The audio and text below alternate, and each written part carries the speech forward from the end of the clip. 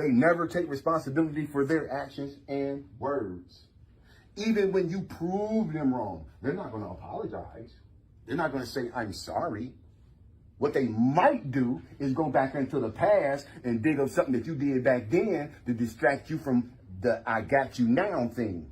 After a disagreement, it's not uncommon for there to be apologies and accountability taken on the side of all parties involved. Oftentimes, when you have positive conflict resolution, even a person who was right has an apology to give.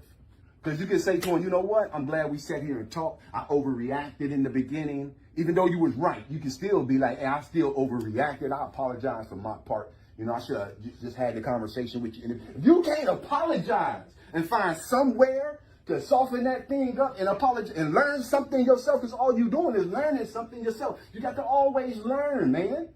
Any toxic situation, when you come out of it, you better have learned something. You cannot come out of a toxic situation the same person you was. You have to learn something. If you had a toxic relationship and you sitting here saying, man, all women are bad, women ain't you ain't learned nothing from that situation. Because every toxic relationship, it takes two to tango. Every unhealthy relationship I was in, I played a part in it, bro. And I had to figure my part out. Number one, trust issues. I carried that to a lot of relationships. I went from one to the next one to the next one. That was hard to break, but I broke that. You got to self-awareness, back to self-awareness. You got to know yourself. Gaslighters are the exception. Instead of taking responsibility for the ways they've hurt you or admitting to their faults, they're more likely to lie and make statements such as, I never said that, or, but you said it was okay. Remember that?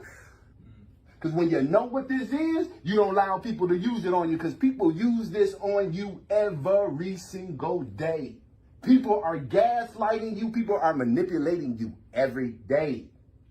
And if you ain't careful, you'll be working around scratching where you don't itch and laughing at what ain't funny.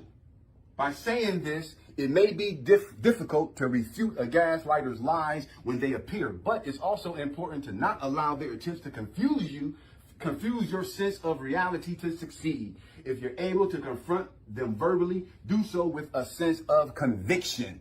If not, keep in mind that the most important thing is to salvage your mental well-being and choose to move on, even if this means not getting the apologies or the fairness you deserve. Sometimes you got to just move on and cut your ties and cut your losses and say, forget the apology.